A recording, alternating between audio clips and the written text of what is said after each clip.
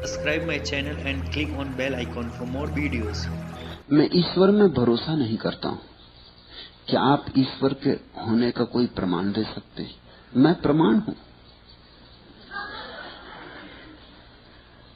और क्या प्रमाण होता है?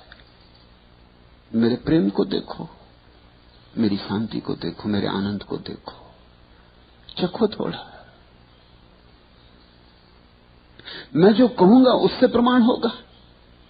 कहे हुए शब्द तो शब्द ही होंगे। मेरे पास आओ, प्रमाण तो मिलेगा निकटता से। मेरे साथ बिगड़ो,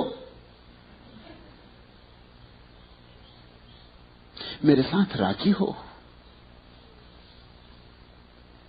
कुछ चिंता ना करो कि ईश्वर पर भरोसा नहीं। हो भी कैसे भरोसा? कैसे भरोसा है? क्योंकि ईश्वर के लिए कोई ठीक तर्क हो नहीं सकता। ईश्वर तर्कातीत है। जिन्होंने तर्क दिए हानि की, लाभ नहीं किया, क्योंकि उनके तर्कों के कारण ईश्वर को असिद्ध करने का उपाय मिल गया। जिन्होंने तर्क दिए ईश्वर के लिए कि ये कारण है ईश्वर के होने में, उन्होंने रास्ता खोल दिया नास्तिकों के लिए, क्योंकि नास्तिक उन तर्कों का खंडन कर सकते हैं। खंडन की वजह से फिर ऐसा लगता है कि नास्तिक जीत गए। और जो भी तर्क दिए गए हैं ईश्वर के लिए, सब खंडित किए जा सकते हैं। मैंने अब तक ऐसा एक तर्क नहीं पाया जो खंडित ना किया जा सकता हो। अगर नास्तिक और आस्तिक का तार्किक विवाद हो तो नास्तिक ही जीतेगा, आस्तिक नहीं जीत सकता। ये बात सच है।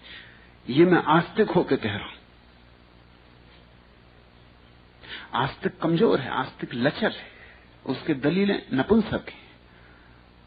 वो जो कहता है ठीक नहीं है, मगर रास्ता बना देता है। नास्तिक का खंडन करने का रास्ता बना देता है। आस्तिक को चुप हो जाना चाहिए, नास्तिक विदा हो जाएंगे। आस्तिक को तर्क देने नहीं चाहिए, क्योंकि ईश्वर के लिए तर्क हो नहीं सकता। आस्तिक को तर्क बनना चाहिए, तर्क देना नहीं चाहिए। उसे ये नहीं कहना चाहिए कि हर चीज का बनाने वाला होता है, तो इतनी बड़ी पृथ्वी, इतने चांद सूरज, इतना बड़ा विराट ब्रह्मांड, तो कोई बनाने वाला होना चाहिए।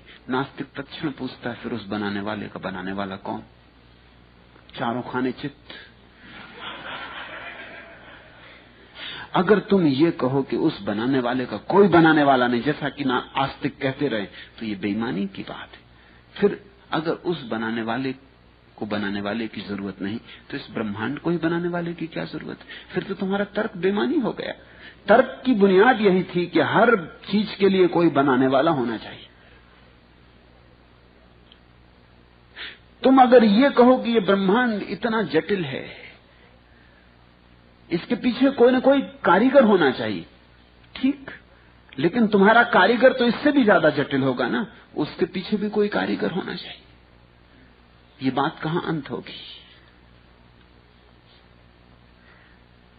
ये दलील फिजूल है, ये बचकानी। मैं ईश्वर के लिए कोई प्रमाण तर्क की तरह नहीं देना चाहता, नहीं दे सकता हूं, और मैं चाहूंगा कि कोई ना दे। जिन्होंने दिए हैं उन्होंने ईश्वर को नहीं जाना, तो ही दिए। मेरी अपनी दृष्टि यही है कि जिन जिन ने ईश्वर के लिए तर्क दिए हैं वो तार्किक थे, अनुभवी संत नहीं। अनुभवी तो चुप रह जाएगा, अनुभवी कहेगा ईश्वर के लिए क्या प्रमाण। विवेकानंद ने रामकृष्ण से पूछा, ईश्वर है, मैं प्रमाण चाहता हूं। रामकृष्ण ने कहा, तू देखना चाहता है? विवेकानंद ने बहुत लोगों से पूछी थी ये बात, लेकिन किसी ने ये नहीं कहा था कि तू देखना चाहता है। जिसके पास गए थे उसने कुछ तर्क बताया था, और विवेकानंद बुद्धिशाली व्यक्ति थे, उन्होंने उसका तर्क खंडन किया था। लेकिन रामकृष्ण ने कोई तर्क ही न दिया, तो खंडन का तो उपाय ही नहीं छोड़ा। उल्टा दूसरा प्रश्न पूछा, प्रश्न के उत्तर में प्रश्न पूछा कि तू ईश्वर को जानना चाहता है, ये बोल, अभी जानना है, इसी वक्त?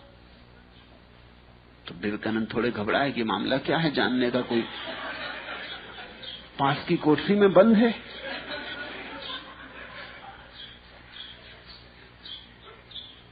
विवेकानंद पहले बार डरे किसी आदमी से, कहा मैं सोच के आऊंगा। रामकृष्ण ने कहा, ये भी कोई प्रश्न है? सोच के आओगे, पहले ही सोच लेना था। ईश्वर के संबंध में प्रश्न उठाते हो तो पहले ही सोच लेना था। मैं तुम्हें कोई तर्क नहीं दूंगा। मैं भी तुमसे कहता हूं, जानना है, अभी जानना है, तैयार हो जाओ। हिम्मत करनी होगी। ये बड़ी बेबूझी यात्रा है। ये कच्ची हिम्मत के लोग इसमें न जा सकेंगे।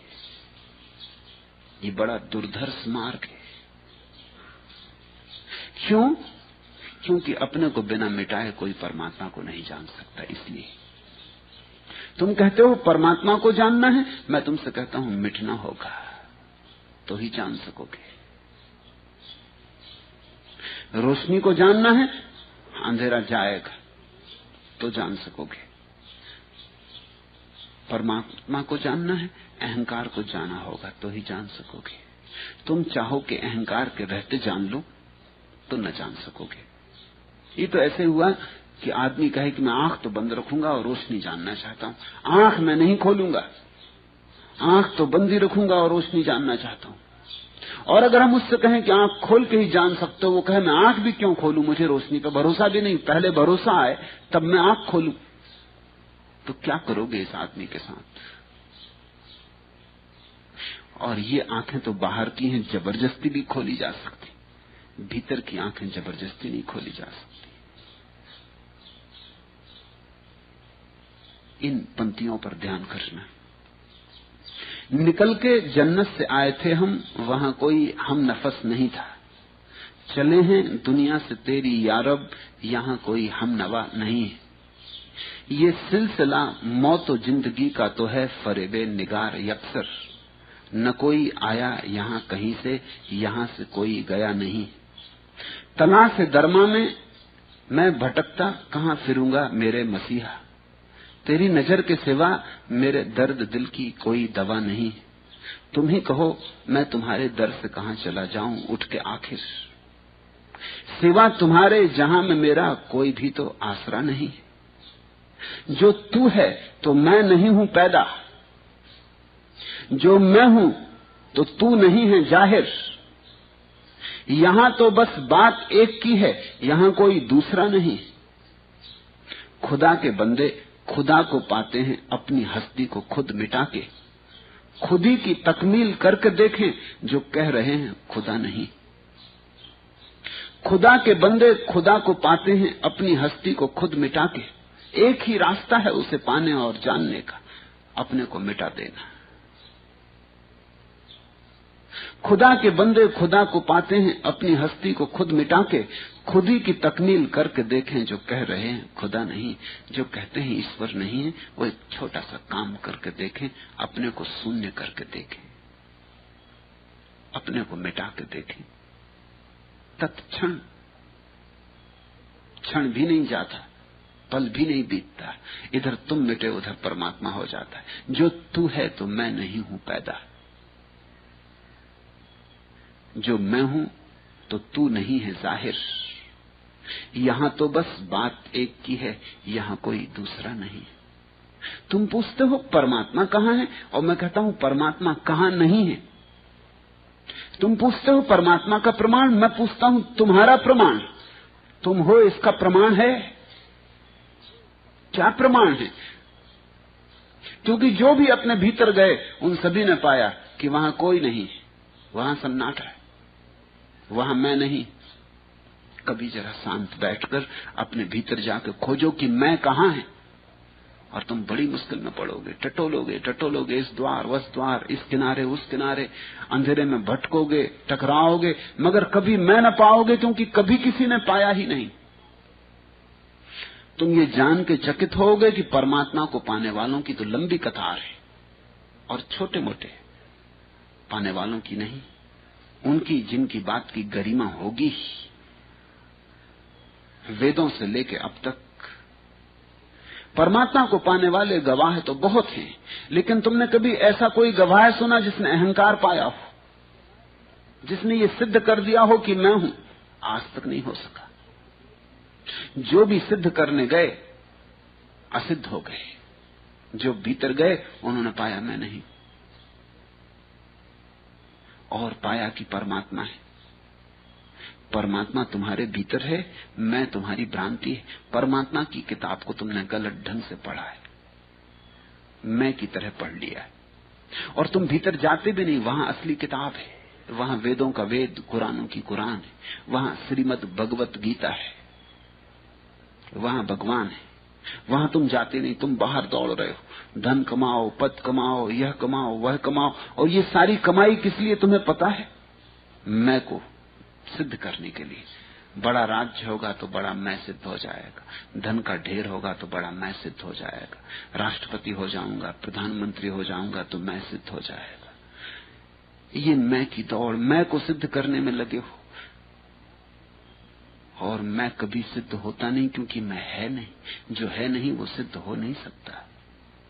तुम 2 और 2 को 5 बनाने में लगे हो, ये होता नहीं, ये असंभव है। सिकंदर से पूछो, मरते वक्त कहा कि मुझे अर्थी पर ले जाना, तो मेरे दोनों हाथ लटके रहने देना बाहर। वजीरों ने पूछा क्यों? तो उसने कहा इसलिए ताकि लोग देख लें कि मैं खाली हाथ जा रहा हूं। दौड़ा, धूपा, आपाधापी की, मगर हाथ खाली के खाली रहे, मैं शून्य की तरह जा रहा हूं। क्या कह रहा है सिकंदर? सिकंदर ये कह रहा है अहंकार पाया नहीं, शून्य ही था और शून्य ही जा रहा हूं। काश इस शून्य को स्वीकार कर लिया होता, राजी हो गया होता, अहंकार की दौड़ में समय खराब न किया होता, तो परमात्मा उतर आता। जो तू है तो मैं नहीं हूं पैदा, जो मैं हूं तो तू नहीं है जाहिर। यहां तो बस बात एक की है, यहां कोई दूसरा नहीं है। खुदा के बंदे खुदा को पाते हैं, अपनी हस्ती को खुद मिटा के, खुद ही की तकमील करके देखें जो कह रहे हैं खुदा नहीं। आज इतना ही। Subscribe my channel and click on bell icon for more videos.